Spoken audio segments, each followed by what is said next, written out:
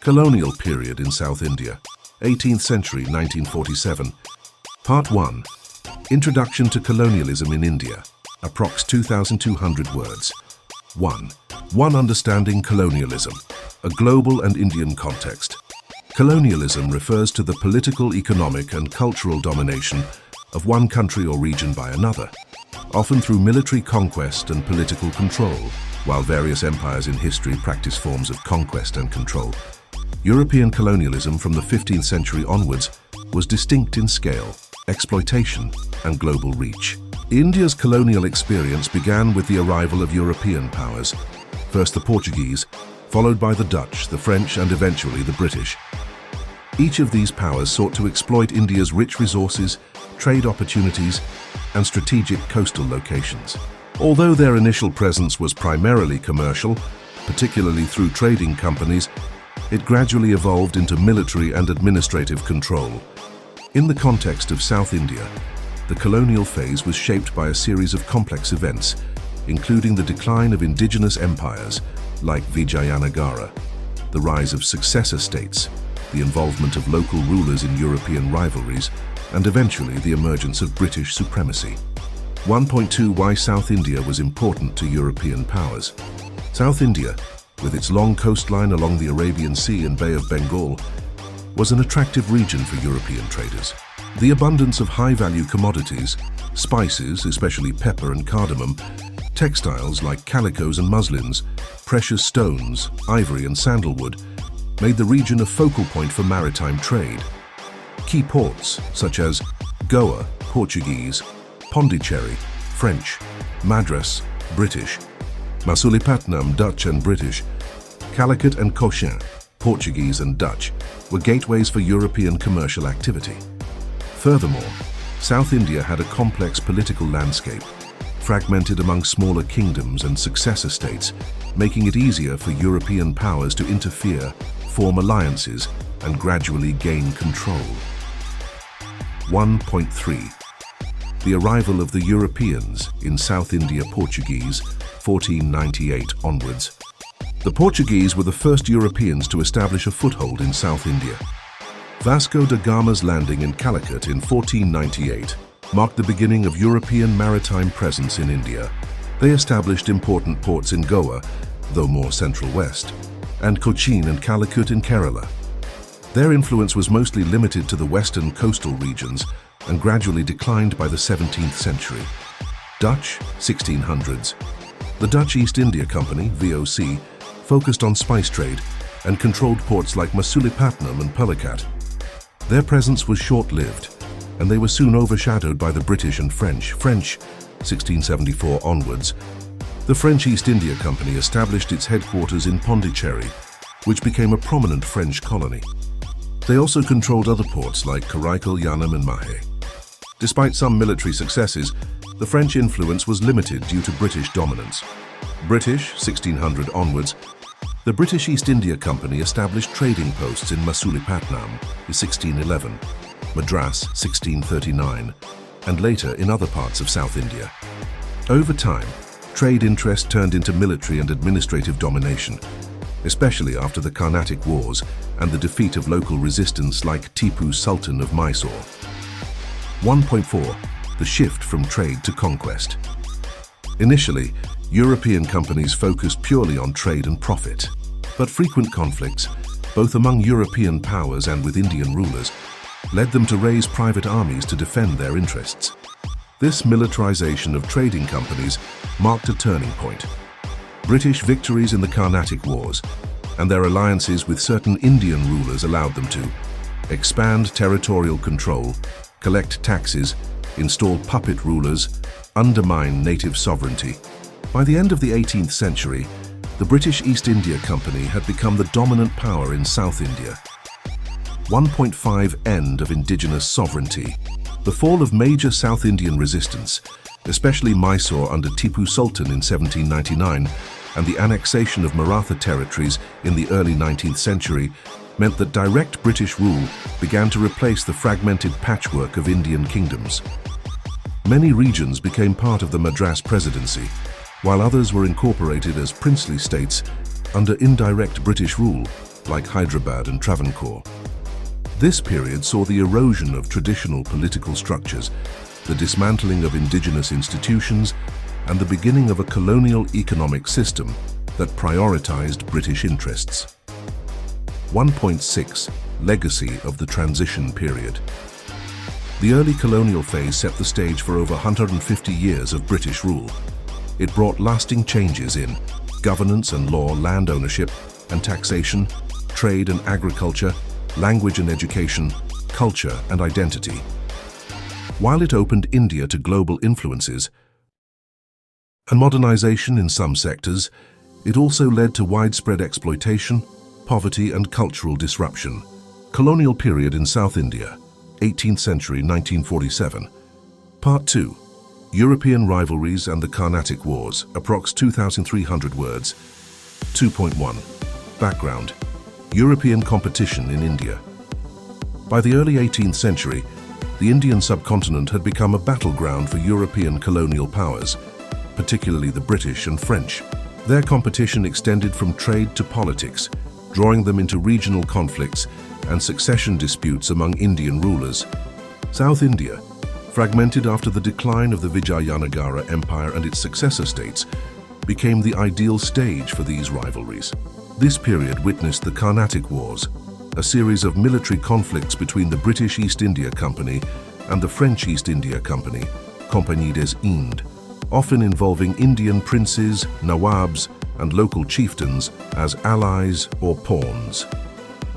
2.2. The political landscape of South India.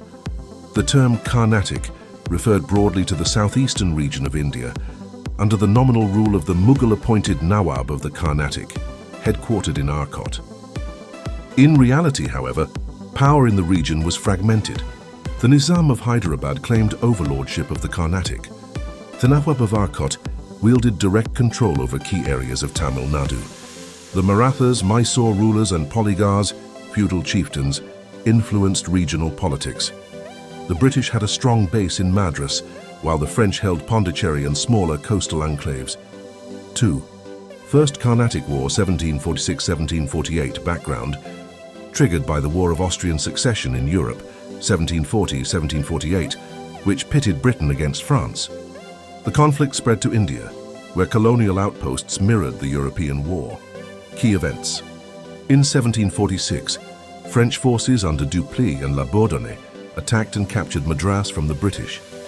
The Nawab of Carnatic, Anwar ud-Din, demanded the return of Madras. When the French refused, his army was defeated at the Battle of Adyar, a stunning French victory that showcased European military tactics. The war ended in 1748 with the Treaty of Aix-la-Chapelle, restoring Madras to the British. Significance: the French gained prestige by defeating Indian forces. However, the treaty restored the status quo, frustrating French ambitions. That's 2. 4. Second Carnatic War, 1749-1754. Background: triggered by succession disputes in both Hyderabad and Arcot. The British and French supported rival claimants in both cases, turning the conflicts into proxy wars. Rival claimants: Hyderabad, Nasir Jung, backed by the British, versus Muzaffar Jang, backed by the French. Carnatic: Anwar ud-Din's son Muhammad Ali, backed by the British, versus Chanda Sahib, backed by the French. Major events: Chanda Sahib and the French captured Arcot. The British, led by Robert Clive, responded with a daring campaign.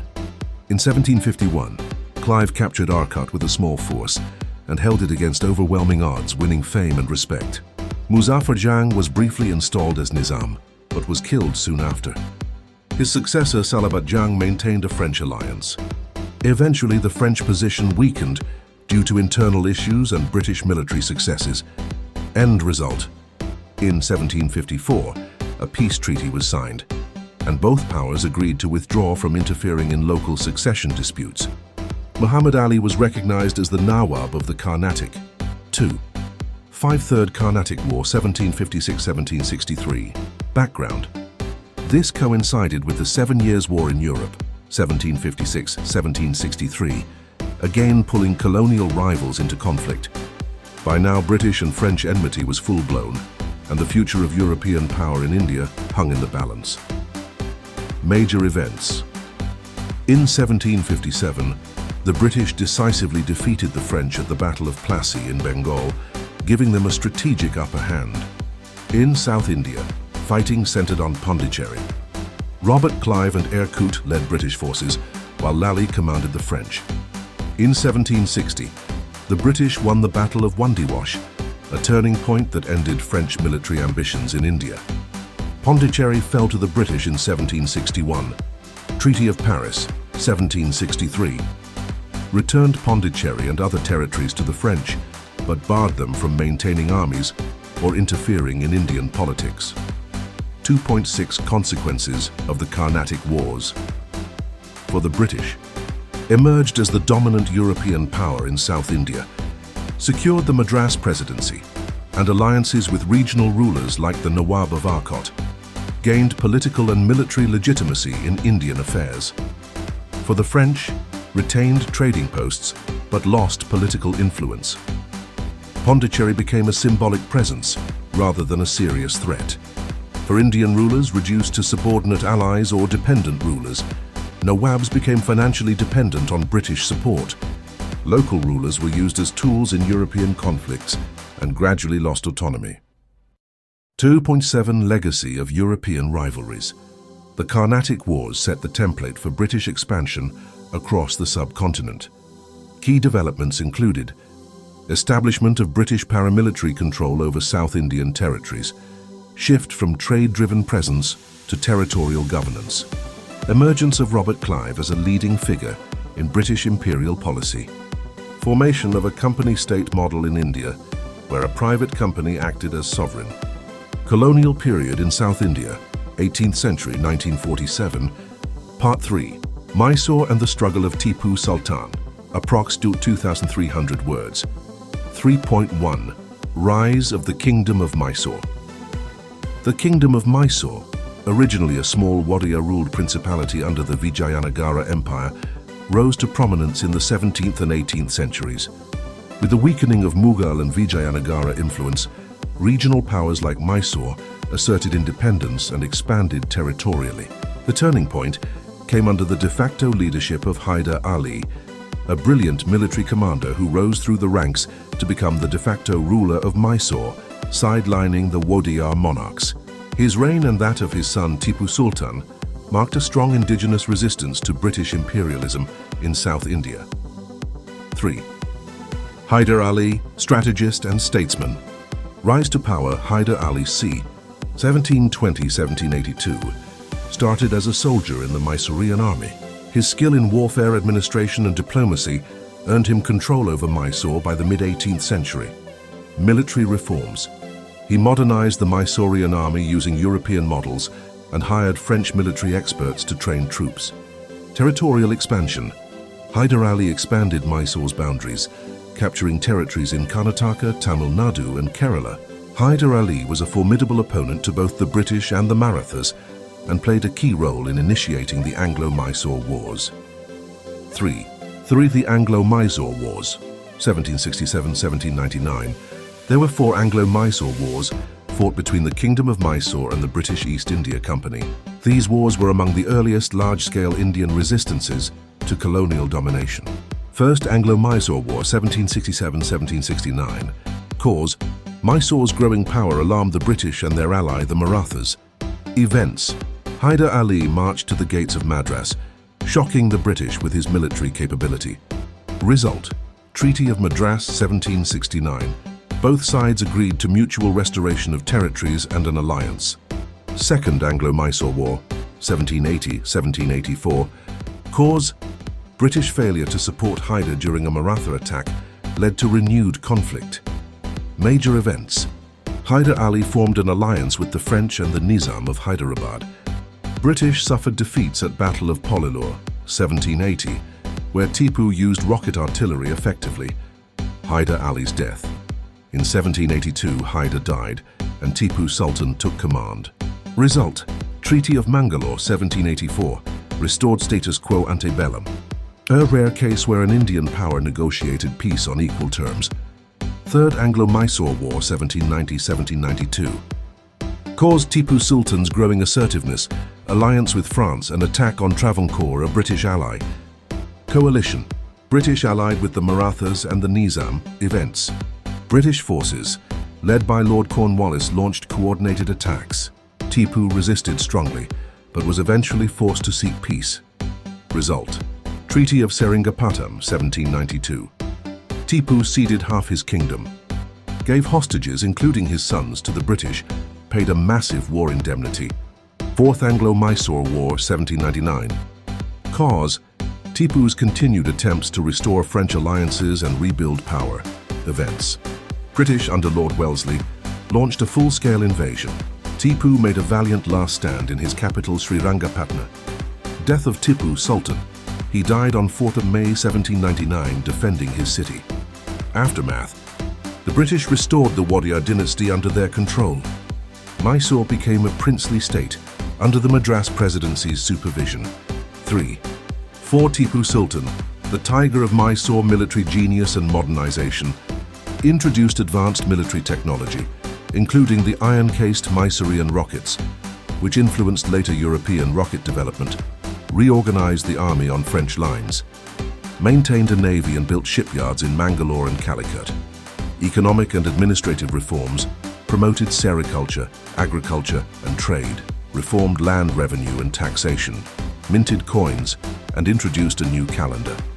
Foreign diplomacy sought alliances with France, Turkey, and even Napoleon's Egypt campaign. Envisioned pan-Islamic resistance to colonial powers, religious and political controversy. Admired for his bravery and reforms, but criticized for harsh policies against certain communities. Revered in modern India as a symbol of anti-colonial resistance. 3.5. Legacy of Mysore's resistance. The Anglo-Mysore Wars were the first serious military challenges to British expansion in India. Tipu Sultan became a martyr and national hero. The fall of Mysore marked the shift toward British supremacy in southern India. 3.6. Mysore under British control. Post-1799, Mysore was ruled by the Wadiyars under British suzerainty.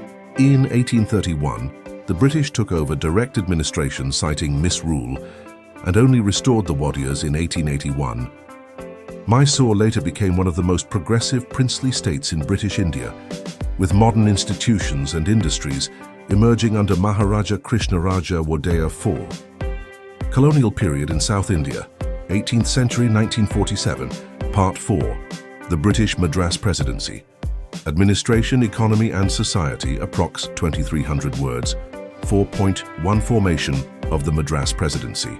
The Madras Presidency was one of the three principal administrative divisions of British India, alongside Bengal and Bombay. It evolved from the British East India Company's early coastal settlements into a vast administrative territory encompassing most of present-day Tamil Nadu, parts of Andhra Pradesh, Kerala, and Karnataka. Headquarters, Fort St. George, Madras, modern Chennai. Initial setup began as a trading post in 1639, became a presidency in 1653. Expansion. Territorial acquisitions followed victories over French, Mysore, Marathas, and through treaties with local rulers. 4.2 Administrative structure, Governor and Council. The presidency was governed by a Governor in Council, appointed by the Crown post-1858. Prior to 1858, the East India Company exercised authority.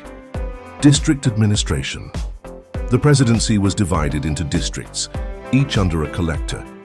The collector controlled revenue, police and judicial functions, legal and judicial system. British common law was introduced alongside Indian codes. High courts were established, Madras High Court in 1862. Village-level panchayats lost power as the British centralized authority. Police and army. A police force was formalized to replace traditional village watchmen. The Madras Army was one of the presidency armies under company control, later integrated into the British Indian Army. 4.3 Land revenue and agrarian economy, land revenue systems. The Ryotwari system was introduced by Thomas Munro, c. 1820, directly taxing individual cultivators, replaced traditional zamindari and inamdari systems in most areas. Effects led to increased government revenue. Farmers were burdened with fixed taxes, regardless of crop failure or market fluctuations. Dispossession and debt cycles became widespread. Agricultural patterns shift toward cash crops like cotton, indigo, and tobacco. Food grain cultivation declined in some regions. Famines became more frequent, e.g., Great Famine of 1876-78, 4.4. Infrastructure and industrialization, transport and communication. Railways expanded in the 19th century, linking Madras to Bombay, Calcutta, and the interior. Roads and canals were developed, though often to serve colonial extractive needs. Telegraph and postal systems were established. Industries. Textile industry in Madras, Salem, and Coimbatore. Leather tanneries, metalworks, and handloom weaving survived but declined due to British imports. British policies favored raw material extraction and discouraged Indian manufacturing. Ports and trade. Madras became a major port, exporting cotton, indigo, and spices. Import of British goods hurt local artisans and craftsmen. 4.5. Education and social reform. Western education. English education promoted through schools and universities, e.g. University of Madras, 1857. Created a class of English-educated Indians who later led reform and nationalist movements. Missionary activity. Christian missionaries built schools, colleges, and hospitals. Introduced education for girls and lower castes, but also clashed with native customs. Social reform movements. 19th century saw reformers like Raja Ram Mohan Roy, Ishwar Chandra Vidyasagar, and Periyar E.V. Ramasamy, early 20th century in Tamil Nadu. Criticized casteism, child marriage, and lack of women's rights. 4.6. Social and cultural life, caste and society. Caste structures were reinforced through British census classifications. Upper castes were often privileged in education and government jobs. Gender roles. Women's education expanded slowly. Social customs like Devadasi system, widow remarriage, and child marriage were debated. Language and literature. Tamil, Telugu, Kannada, and Malayalam literature saw a revival. Printing presses, newspapers, and journals helped spread reformist and nationalist ideas. Urban life. Cities like Madras, Coimbatore, and Trichy developed colonial-style urban planning. Municipal bodies were introduced, but with limited Indian participation. 4.7. Political awakening and representative institutions, local self-government. Introduced under Lord Ripon, 1882, allowing limited local representation. District boards and municipal councils were formed. Madras Legislative Council, set up in 1861, expanded under subsequent acts, 1892-1909. However, it remained largely advisory and dominated by elites. Emergence of political consciousness. Indian National Congress, ENC, was active in Madras Presidency from the 1880s. Leaders like G. Subramania Iyer, C. Rajagopalachari, and Annie Besant were prominent in the region. Issues like land taxation, civil rights, and education were raised. 4.8. Famines and public health famines. Frequent due to erratic monsoons, inadequate relief, and colonial neglect. Notable famines included Great Famine, 1876-78. Millions died in South India. Famine Code developed but often poorly implemented. Public health. Colonial administration introduced vaccination and hospitals, but services were limited and urban-centric. Sanitation improved in some towns, but rural areas remained neglected. 4. 9. Contribution of Madras Presidency to Indian nationalism. Press and print. Newspapers like The Hindu, 1878, became tools for political awareness. Public movements. Anti-colonial protests, Swadeshi movements, and temple entry campaigns emerged. Political leaders.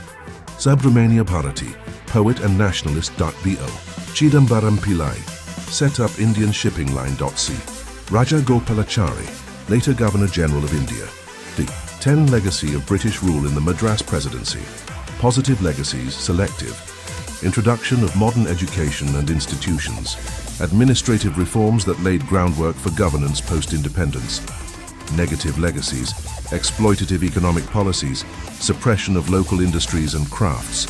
Social divisions exacerbated by colonial policies. Famines and agrarian distress caused by revenue greed and negligence. Part 5. Revolts and resistance movements in South India, 18th to early 20th century, 5.1. Early resistance against the British East India Company. From the outset, local rulers, communities and peasants resisted British interference. Some revolts were military in nature, others were civil or religious uprisings. These revolts were rooted in issues such as land revenue, British arrogance, cultural insensitivity, and economic hardship. Saripalaya Poligar rebellions, region Tamil Nadu, especially Tirunelveli, Madurai, Dindigul. Leaders, Veerapandiya Kattabomman, Umathurai, Dhiranchinnamalai. Cause, resistance to British demand for revenue and loss of local autonomy. Course, polygars refused British authority, resulting in armed confrontations. Outcome, suppressed by company forces, leaders captured or executed. 5.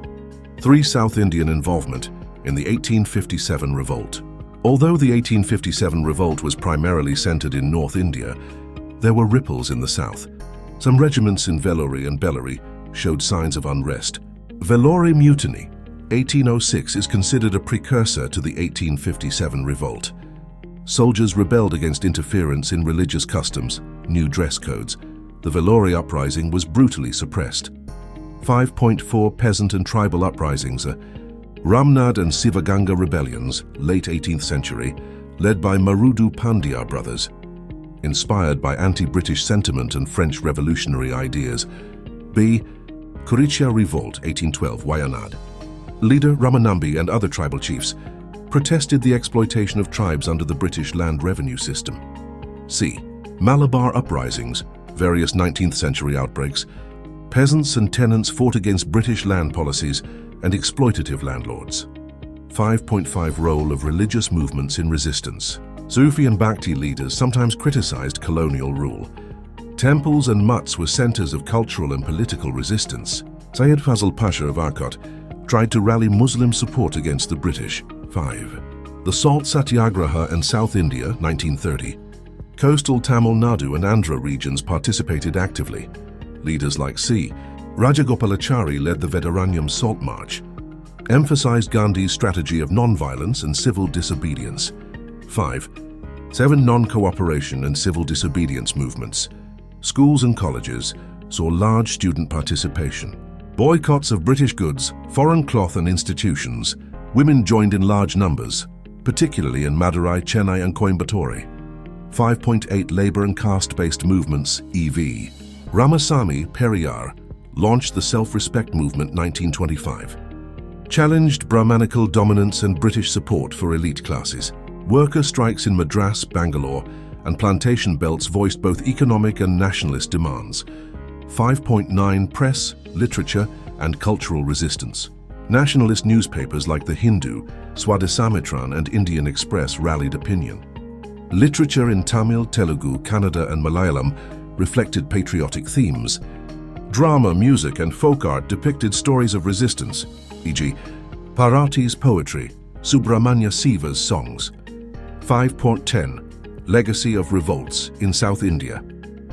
These revolts contributed to the shaping of a regional identity and political consciousness, created the foundation for mass participation in the freedom struggle, highlighted regional grievances and the diversity of anti-colonial strategies. Part 6. Growth of Indian nationalism and the freedom movement in South India, 20th century. 6.1 Emergence of regional political leaders. Leaders such as C. Rajagopalachari, S. Satyamurthy, K. Kamaraj, and T. Prakasam rose to prominence. They provided leadership in both provincial governance and national struggles. 6.2 Role of the Indian National Congress. INC became the primary vehicle for political expression in South India. The Madras Session of 1927 was a turning point, where support for complete independence gained ground. Local Congress committees mobilized urban and rural populations alike. 6.3 Participation of women.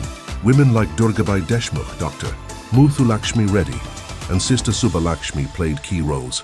Communist movements were strong in the Malabar region and parts of Andhra, addressed issues of land redistribution and worker rights. 6.5 Cultural renaissance and political thought. Movements like the Dravidian movement, challenged North Indian cultural hegemony, promoted regional languages, rationalism and anti-caste ideology. Justice Party and later Dravidar Kazhagam laid the foundation for regional politics post-independence.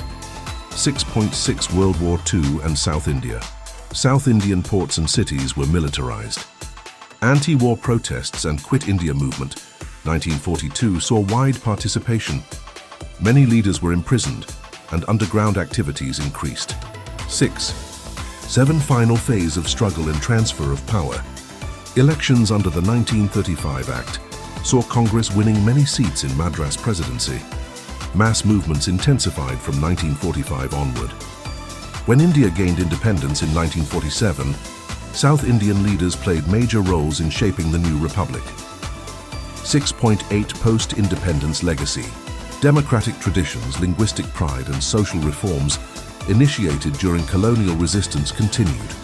South India became a stronghold of progressive governance and policy innovation in the post-independence period. Part 7. Socio-economic impact of colonial rule on South India. 7.1. Economic policies and impact. Traditional industries like textiles and handicrafts declined due to British imports. Heavy taxation and revenue collection systems burdened peasants. Colonial trade policies favored British economic interests, leading to deindustrialization.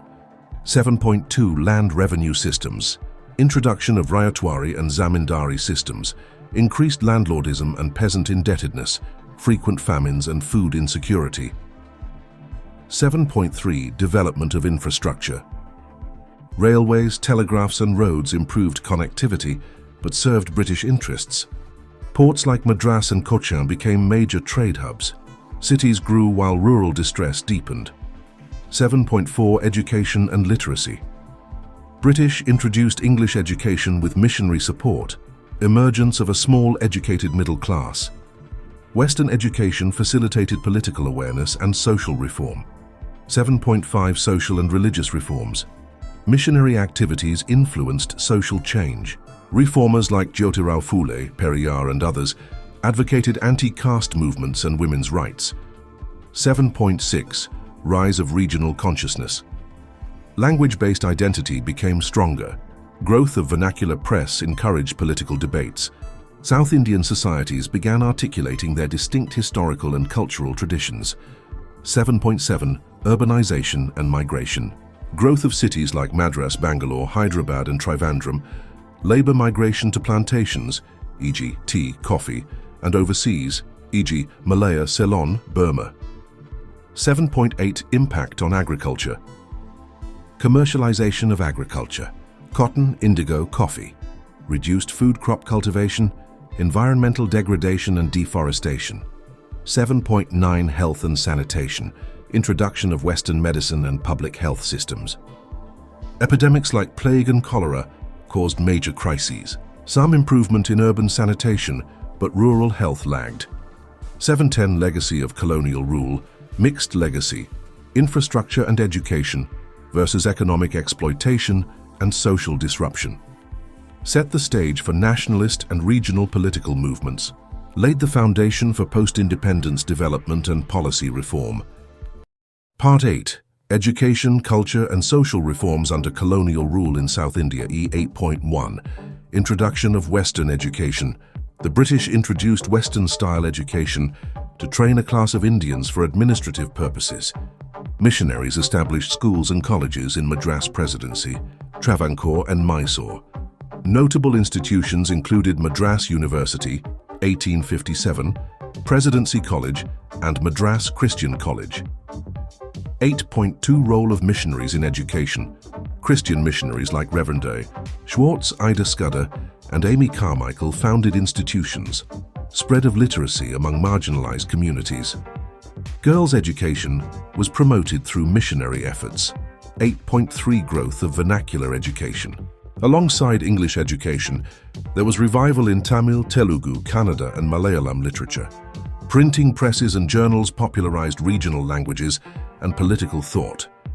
8.4 Emergence of intellectuals and reformers. Educated South Indians like Subramania Bharati, G. Subramania Iyer, Kandukuri Veerasalingam and C. Natesa Mudalia became vocal critics of social evils, advocated rationalism, anti-casteism and women's rights. 8.5 Caste reform movements. Periyar E.V. Ramasamy founded the self-respect movement to fight Brahmanical dominance and uplift backward communities. Movements led to political awakening among non-Brahmin communities. Formation of Justice Party 1916 to represent non-Brahmins in politics. 8.6 Women's rights and social change pioneers like Dr. Muthulakshmi Reddy championed women's education and rights. Institutions like Women's Indian Association worked for upliftment. Legal reforms such as the abolition of child marriage and promotion of widow remarriage were influenced by South Indian reformers. 8.7 Influence of literature and arts. Literary figures used their works to promote nationalist and reformist ideas. Subramania Bharati wrote poems inspiring nationalism and gender equality. Telugu writers like Gurajada Apparao criticized social norms. 8.8 Development of performing arts. Patronage for traditional arts declined, but saw revival by nationalists. Bharatanatyam was revived by Rukmini Devi Arundale as a symbol of Indian identity. Carnatic music festivals became platforms for cultural nationalism. 8.9 Press and public sphere. Growth of a vibrant press in Madras, Hyderabad and Travancore. Newspapers like The Hindu, Swadesamitran and Andhra Patrika led public discourse, created awareness among the masses about politics, social reform and nationalism. 8.10 Education and the freedom struggle. Western education created a politically conscious intelligentsia. Students and teachers became active in nationalist movements. Colleges became breeding grounds for political discussions and activism. Part 9. Administrative and political changes under British rule in South India. 9.1 Early administrative reorganization. The British introduced a centralized bureaucratic structure in South India. Abolition of traditional administrative units like Polygari, Nayankar and Zamindari systems in some areas. Establishment of Madras Presidency as the chief administrative unit. 9.2 Revenue and Land Administration. Introduction of the Ryotwari system in Madras Presidency by Thomas Munro. Farmers, ryots directly paid taxes to the government, leading to heavy burden and exploitation. Land surveys and codified revenue records created. 9.3 Judiciary and legal reforms. Establishment of civil and criminal courts, modelled on British law. Madras High Court established in 1862. Traditional panchayats and local courts lost prominence. 9.4 Policing and law enforcement. Creation of a centralised police system under British control. Local watchmen, Kaval system, replaced by formal police force. Enhanced control over rural areas through policing. 9.5 Infrastructure development and governance. Investment in railways, telegraphs, roads and ports. Major cities like Madras, Bangalore, Trivandrum and Hyderabad were modernized. Introduced district administration headed by collectors. 9.6 Administrative policies and discrimination. Racial discrimination in civil services and administration. Higher administrative posts reserved for Europeans, native South Indians restricted to subordinate roles. 9.7 Emergence of local self-government. Introduction of municipal corporations and district boards from 1880s. Enabled limited Indian participation in local governance. Madras saw early experiments in municipal self-governance. 9.8 Political awakening and participation. Rise of political associations like Madras Native Association, 1849, and Madras Mahajana Sabha, 1884. South Indian elites began voicing demands for reform and representation. 9.9 Indian Councils Act and Provincial Councils. Indian Councils Act of 1861, 1892 and 1909 allowed limited Indian representation. South Indians entered provincial legislative councils. C. Sankaran Nair, T. Muthuswami Iyer and others became prominent political figures. 9.10 Growth of political consciousness. Participation in Indian National Congress from 1885 onwards. Madras Presidency became an important hub of nationalist politics, formation of regional parties, and ideological movements. Part 10. Contribution of South India to the Indian national movement. 10.1 Early political movements and organizations. Formation of Madras Native Association, 1849, and Madras Mahajana Sabha, 1884, marked early political activism. South Indian leaders played key roles in early sessions of the Indian National Congress. G. Subramania Iyer, P. Anandachalu, and C. Vijayaraghavacharya were among early Congress leaders. 10.2 Role of press and literature. Newspapers like the Hindu, Swadesamitran, and Andhra Patrika galvanized public opinion. Writers and poets like Subramania Bharati infused nationalism through their literary works. 10. Three Swadeshi movement in South India, 1905-1911. Anti-partition of Bengal protests resonated in Madras and other parts of the south. Boycott of British goods, promotion of khadi, and indigenous industries took off. Institutions like Vivekananda Vidyalaya and national schools were established. 10.4 Annie Besant and Home Rule movement. Based in Madras, Annie Besant launched the Home Rule League in 1916, demanded self-governance, and inspired many South Indians to join politics. Influenced youth and intellectuals through New India Journal. 10. Five Role in Non-Cooperation Movement, 1920-1922, led by C. Rajagopalachari. South India saw widespread participation. Students boycotted British schools and colleges. Public protests and hartals organized in cities like Madras, Salem, and Tanjore. 10. Sikh Salt Satyagraha and Civil Disobedience Movement. Vedaranyam Salt March, 1930, led by C. Rajagopalachari, was a landmark event. Thousands participated in coastal towns across Tamil Nadu and Andhra. 10.7 Revolutionary and radical movements. South Indian revolutionaries like Vanchinathan and Tirupur Kumaran challenged British authority. Underground activities and youth leagues operated in Madras Presidency. 10.8 Quit India Movement, 1942. Mass arrests and brutal repression in Madras, Mysore and Hyderabad. Students and workers actively protested. Key leaders jailed included K. Kamaraj, S. Satyamurthy and Tanguturi Prakasam. 10.9 Contribution of princely states. Leaders in princely states like Mysore and Travancore pushed for democratic reforms. Movements like Temple Entry movement in Travancore gained momentum. 1010 South Indian leaders in freedom struggle. C. Rajagopalachari, K. Kamaraj, Tanguturi Prakasam V.O. Chidambaram Pillai and Sarojini Naidu made significant contributions. They played leading roles in national politics post-independence. Part 11. Role of South Indian princely states during the colonial period 11. One overview of princely states in South India. Major princely states included Hyderabad, Mysore, Travancore and Cochin. Though not directly ruled by the British, they functioned under British paramountcy. British controlled foreign affairs, defense and communications of these states. 11.2 Hyderabad state. Ruled by the Nizam, Hyderabad was the largest and wealthiest princely state. Maintained its own army, postal service and currency. Socio-economic inequalities and religious discrimination led to internal unrest. Ittihadul Muslimin and Razakars gained power, resisting democratization.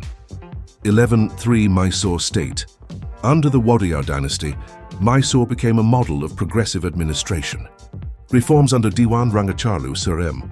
Visvesvaraya and Sir Mirza Ismail introduced hydroelectric projects, modern industries and compulsory primary education, maintained cordial relations with the British while pursuing internal autonomy. 11.4 Travancore state, one of the most progressive princely states. Known for educational reforms, public health initiatives and social reform, ruled by enlightened kings like Swathi Thirunal and Sri Chithira Thirunal. First Indian state to implement Temple Entry Proclamation, 1936, allowing lower castes access to temples. 11.5 Cochin state, a smaller but reform-oriented state. Known for efforts in public education and sanitation, experienced cooperation between the monarchy and Indian nationalists. 11.6 Political awakening in princely states. Rise of Praja Mandal movements demanding responsible government. Students and reformists inspired by national movements in British-ruled provinces pressured rulers to grant civil liberties and constitutional governance.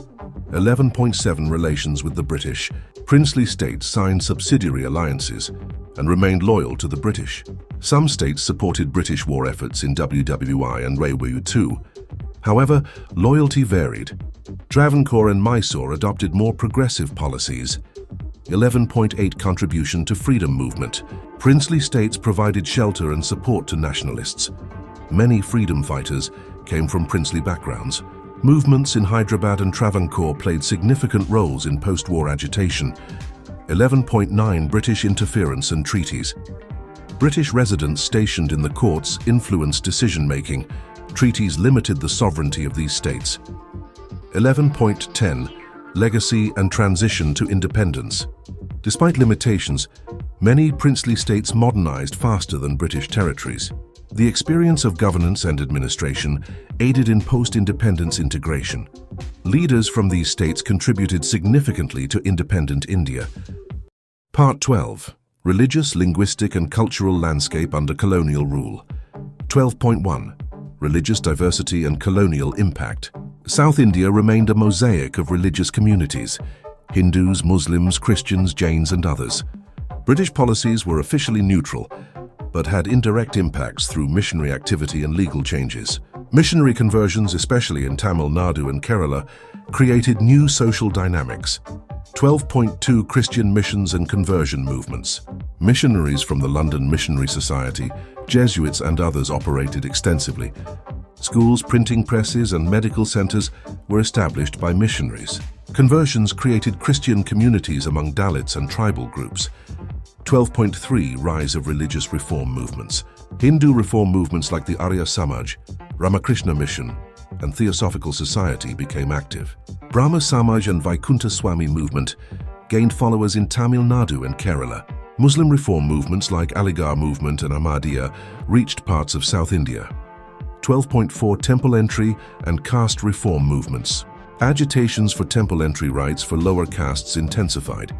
Saranarayana Guru in Kerala and Periyar E.V. Ramasamy in Tamil Nadu challenged caste discrimination. Self-respect movement advocated for atheism, rationalism and equality. 12.5 Linguistic developments and nationalism. Growth of regional languages. Tamil, Telugu, Kannada and Malayalam gained literary prestige. Language became a key marker of identity and political mobilization. Print culture and newspapers in local languages proliferated. 12.6 Literary Renaissance and cultural revival. Literary figures like Subramania Bharati, Kuvempu, Gurajada Apparao and Kumaranasan led a literary revival. Poetry, essays and drama promoted cultural pride and nationalist sentiment. 12.7 Colonial censorship and cultural policies. Colonial authorities censored works deemed seditious or anti-British, controlled educational syllabi to reflect Western ideals and loyalty to the empire. 12.8 Development of performing arts. Carnatic music, Bharatanatyam, Kathakali and Yakshagana witnessed both revival and institutionalization.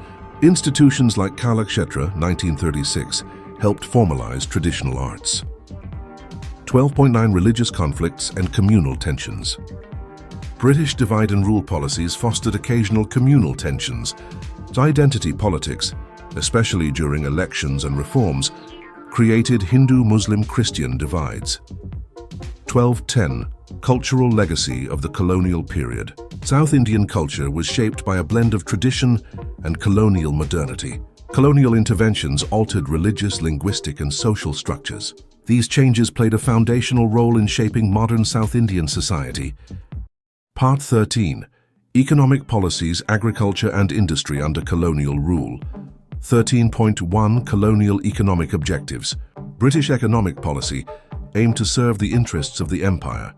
South India was seen primarily as a source of raw materials and a market for British goods.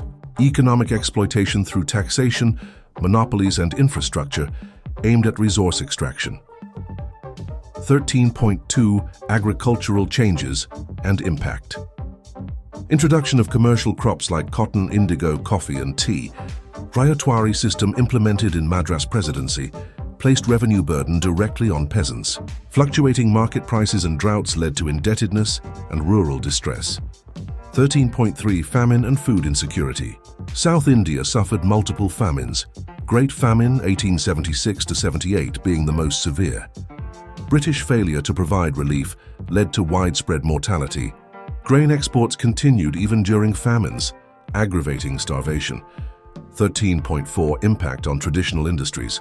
Handloom weaving and native crafts declined due to import of cheap British textiles. Artisans lost livelihoods and migrated to cities or became agricultural labourers. 13.5 Emergence of modern industries. Early industries included cotton mills in Coimbatore, tanneries in Chennai, and ironworks in Visakhapatnam. Limited Indian entrepreneurship due to lack of capital and policy bias towards British firms. 13.6 Plantation economy. Growth of tea, coffee and rubber plantations in Tamil Nadu, Kerala and Karnataka. Mostly British-owned. Labour was often underpaid and exploited. Introduced capitalist modes of production to rural regions. 13.7 Trade and transport infrastructure.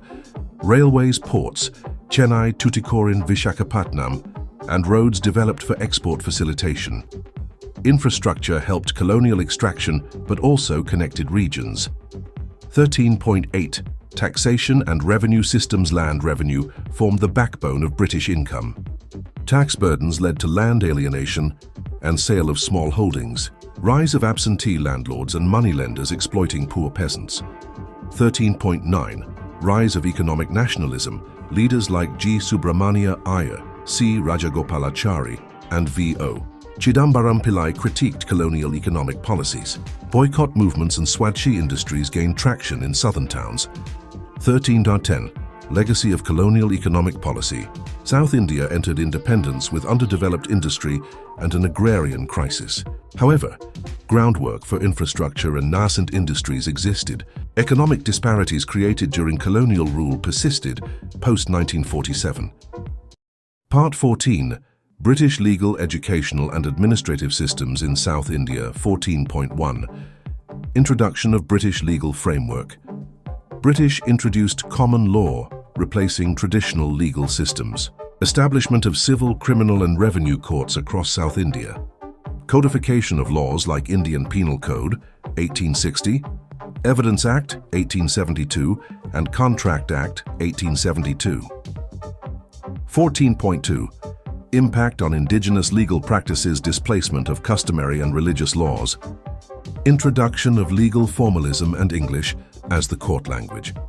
Alienation of common people from the legal process due to complexity and language barriers. 14.3 Development of legal institutions. Madras High Court established in 1862 under Queen's Proclamation.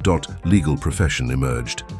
South India produced prominent lawyers like C. Sankaran Nair and T. Muthuswami Iyer. Legal knowledge became a path to political leadership. 14.4 Introduction of Western education. Early missionary schools and government schools spread Western-style education.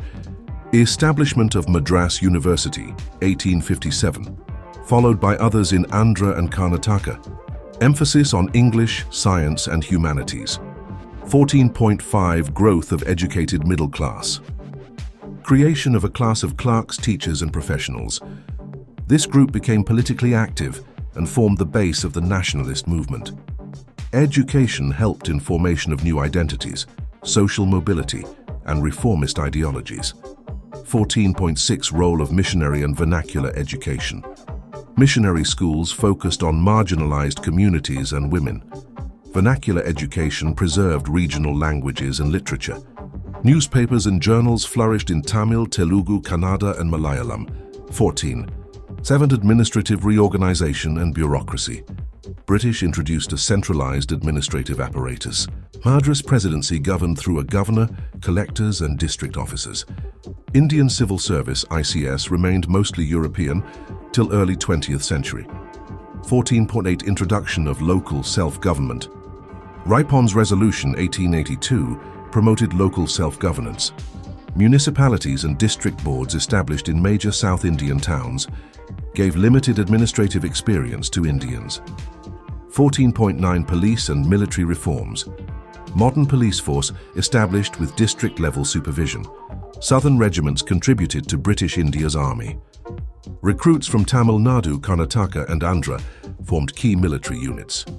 14.10 Legacy and contradictions. British systems introduced modernization, but also disrupted indigenous structures, created legal and educational inequality, favoring elites. However, these institutions laid the foundation for post-independence governance. Part 15. Urbanization, Public Health and Social Change in Colonial South India. 15.1 Growth of colonial cities. British developed Madras, Chennai, Bangalore, Trivandrum and Visakhapatnam as administrative and military centers. Emergence of municipal governance, cantonments and European residential zones, segregation of native quarters and European towns. 15.2 Changes in urban landscape. Introduction of grid plans, railway stations, courts and colonial architecture. Cities became hubs of education, trade and politics. Infrastructure like street lighting, water supply and drainage expanded. 15.3 Emergence of middle class and elite culture. Urban centers nurtured a new, educated middle class. New forms of recreation, clubs, theaters, newspapers and lifestyle. Professionals such as doctors, lawyers and clerks became influential. 15.4 Public health policies and institutions. Establishment of public hospitals, vaccination programs, and sanitation drives. Epidemics like cholera, plague, and smallpox led to health campaigns. Creation of health boards and training of Indian medical personnel. 15.5 Urban reforms and civic awareness. Municipal acts regulated building codes, waste disposal, and health standards. Civil society emerged around health, education, and social services. Philanthropic organizations and reformist leaders participated in urban improvement. 15.6 Women's education and social reform. Growth of schools and colleges for women, especially in Madras and Kerala. Reformers like Dharmambal, Pandita Ramabai, and Muthulakshmi Reddy led campaigns for gender equality. Legal reforms like abolition of child marriage and promotion of widow remarriage gained support. 15.7 Rise of print culture and public opinion explosion of vernacular newspapers and journals. Political discussions, poetry, satire, and reformist writing shaped public discourse. Press served as a platform for nationalism and criticism of colonial rule. 15.8 Urban labor and working class movements. Industrial cities saw emergence of a labor class, formation of trade unions, strikes and protests for better wages and conditions. Leaders like B.P. Wadia and V.O. Chidambaram Pillai advocated labor rights. 15.9 Migration and demographic shifts. Rural to urban migration increased due to famine, industrialization and landlessness. South Indian laborers also migrated to British colonies, Ceylon, Malaya, as indentured workers. 1510 Cultural fusion and urban identity. Fusion of Western and Indian architectural, culinary and cultural elements. Urban centers became melting pots of caste, language and religious groups. Cosmopolitanism grew alongside indigenous identity assertion. Part 16. Freedom struggles and revolutionary movements in South India. 16.1 Early anti-colonial resistance. Initial resistance came from polygars, zamindars and dispossessed rulers. Veerapandya Kattabomman, Marudu brothers and Dheeran Chinnamalai led armed revolts against British. Suppression of local revolts laid groundwork for larger nationalist consciousness. 16.2 Role in Indian National Congress and moderate South India was an early base of Congress activity. Leaders like G. Subramania Iyer, Annie Besant C. Vijayaraghavacharya and S. Theosophical Society based in Adyar influenced political awakening. 16. Three Swadeshi Movement, 1905-1911, triggered by Bengal partition, spread to Madras Presidency. Emphasis on boycott of foreign goods, promotion of Indian industries and national education's V.O. Chidambaram Pillai established Swadeshi Steam Navigation Company to challenge British monopoly. 16. Four Home Rule Movement, 1916-1918, led by Annie Besant and B.P. Wadia from Madras, mobilized educated Indians and students through public meetings, pamphlets and newspapers. Demand for self-governance gained popular support in South Indian cities. 16. Five non-cooperation and civil disobedience movements. Gandhi's visits to South India energized nationalist movement. Salt Satyagraha witnessed active participation in Chidambaram, Madurai and Trivandrum. Women like Rukmini Lakshmipathy and Nagamai participated actively. 16.6 Rise of revolutionary and socialist ideologies. Hindustan Socialist Republican Association, HSRA, found sympathizers among youth. Communist Party activities took root in Kerala and Madras. Labor unrest and peasant movements reflected radical ideologies. 16.7 Role of newspapers and public intellectuals. Newspapers like The Hindu, Swadesamitran, Andhra Patrika voiced nationalist aspirations. Public intellectuals used literature, drama and essays to arouse patriotic sentiment. 16.8 Dravidian and social justice movements. Justice Party and self-respect movement arose parallel to nationalist struggle. Focused on anti-caste, anti-Brahminical dominance and Tamil identity. Leaders like Periyar E.V. Ramasamy opposed both British rule and Congress elitism. 16.9 Quit India movement and final phase 1942 movement saw mass arrests and underground activity. Students, laborers and rural people joined protests despite repression. Signals of British weakening control became evident post-World War II. 1610 Contributions to independence. South India contributed leaders, volunteers, press and funds to freedom struggle. Independence came in 1947, ending nearly 2 centuries of colonial domination. Part 17 Role of South Indian princely states during British rule. 17.1 Overview of South Indian princely states. Key princely states included Mysore, Travancore, Hyderabad and Cochin. These states were technically sovereign but operated under British paramountcy. Maintained internal autonomy, but adhered to British foreign policy and military oversight. 17.2 Political structure and governance. Monarchs ruled with diwans, prime ministers, appointed by the British or state rulers. British residents stationed in capital cities advised and monitored rulers. Administrative reforms often mirrored British systems, including bureaucracy and legal institutions. 17.3 Contributions to education and social reform. Mysore and Travancore were pioneers in public education and infrastructure. Travancore introduced compulsory primary education and expanded girls' schooling.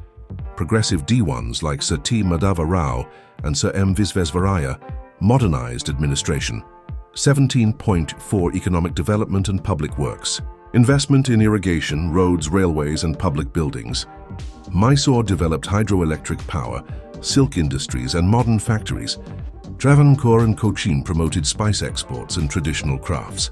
17.5 Resistance and accommodation of British rule. While nominally loyal, some states harbored nationalist sympathies. Intellectuals and reformers in princely states contributed to broader national movement. In Hyderabad, discontent grew over autocratic rule and lack of democratic reforms. 17.6 Role in Indian national movement. Princely states saw formation of Praja Mandals, people's organizations.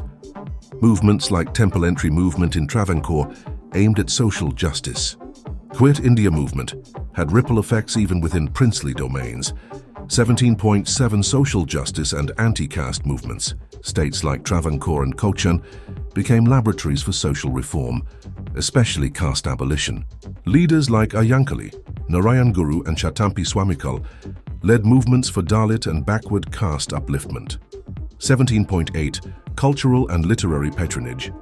Courts of Mysore, Travancore and Hyderabad were centers of music, dance and literature. Promotion of Carnatic music, Bharatanatyam, Malayalam poetry and Telugu drama. Royal support preserved and adapted traditional art forms during colonial transformation. 17.9 Internal conflicts and challenges. Court politics. Rivalry with nobility and opposition from marginalized communities persisted. Movements for constitutional governance gained momentum in the 20th century. Political awakening led to demands for responsible government within princely states. 17.10 Integration with independent India. At independence, princely states were given choice to join India or Pakistan. Travancore, Cochin and Mysore quickly acceded to India in 1947. Hyderabad resisted, but was integrated through Operation Polo 1948. Marked the end of princely rule and consolidation of the Indian Republic. Part 18. Religious and cultural transformations in South India under colonialism. 18.1 Christian missionary activities. Arrival of Protestant and Catholic missionaries from Britain, Germany and France. Establishment of mission schools, churches and printing presses. Conversion efforts targeted marginalized communities, especially Dalits. Missionaries like Robert Caldwell, Amy Carmichael, and Bartholomeus Ziegenbalg were active in Tamil and Telugu regions. 18.2 Response from local communities. Mixed reactions. Some converted, others resisted missionary influence. Formation of native Christian communities with unique cultural synthesis. Some upper caste Hindus reasserted traditional practices to counter missionary influence. 18.3 Hindu revivalism and reform movements. Response to missionary critiques led to Hindu reform movements. Establishment of Ramakrishna Mission, Arya Samaj and Theosophical Society branches in South India. Leaders like Swami Vivekananda, Annie Besant and Dayananda Saraswati promoted spiritual and moral upliftment.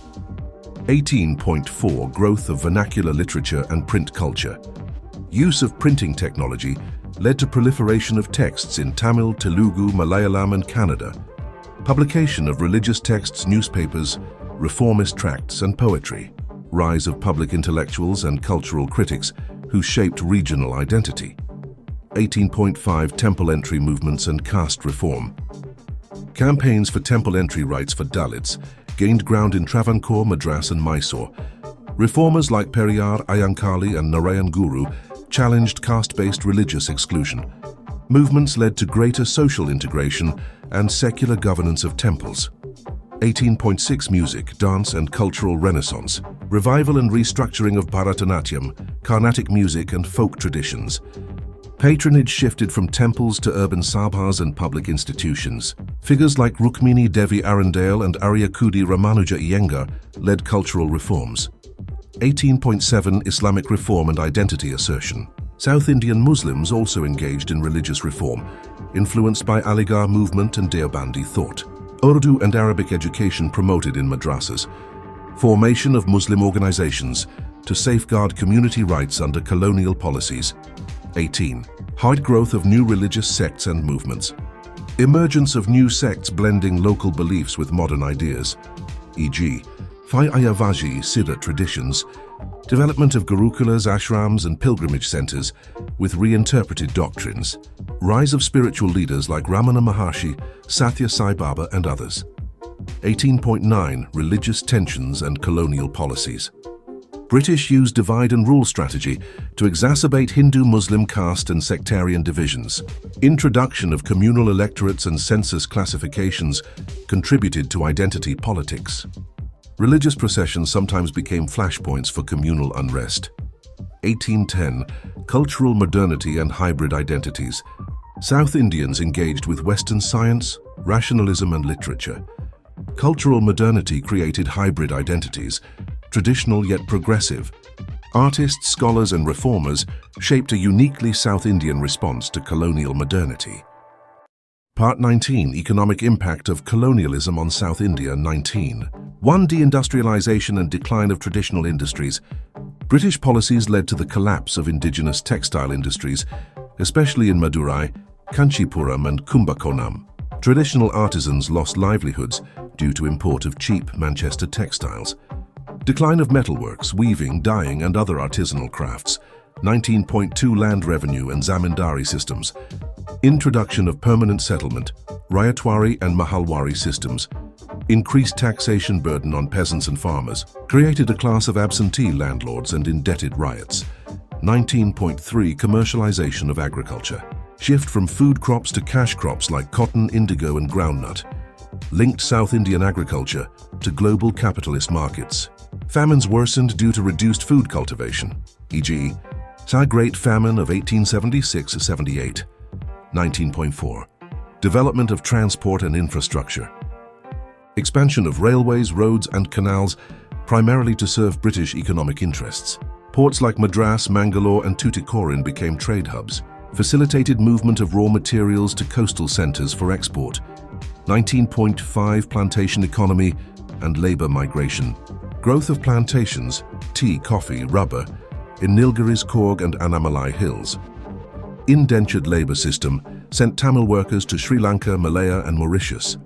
Harsh working conditions and displacement of tribal populations. 19.6 Rise of new urban centers and class formation. Emergence of cities like Chennai, Bangalore and Hyderabad as colonial administrative centers. Growth of middle classes, clerks, teachers, lawyers, traders. Urban migration led to demographic and cultural transformations. 19. 7. Banking, trade and mercantile activities.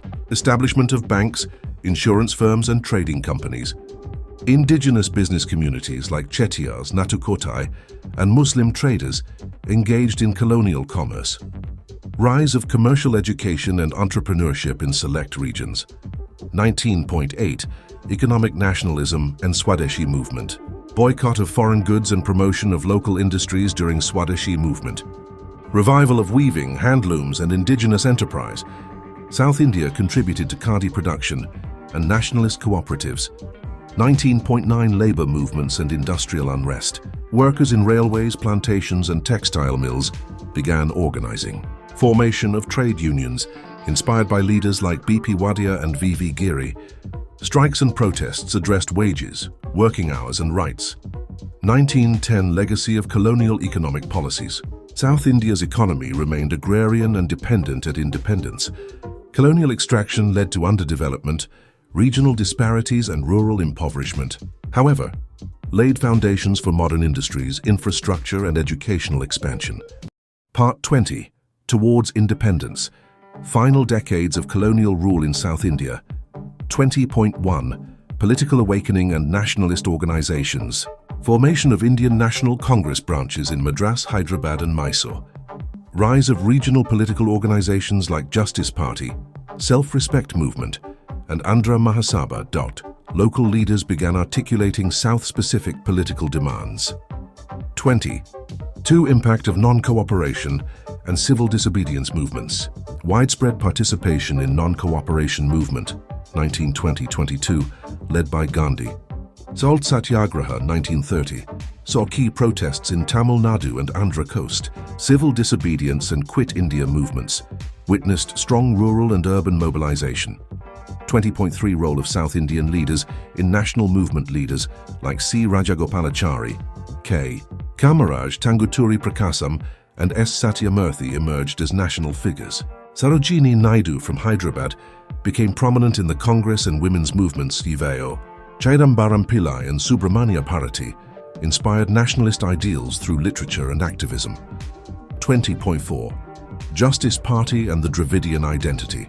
Justice Party, founded 1916, dominated Madras presidency politics in early decades, advocated for non-Brahmin representation, education and employment, set stage for later Dravidian movement, led by Periyar E.V. Ramasamy.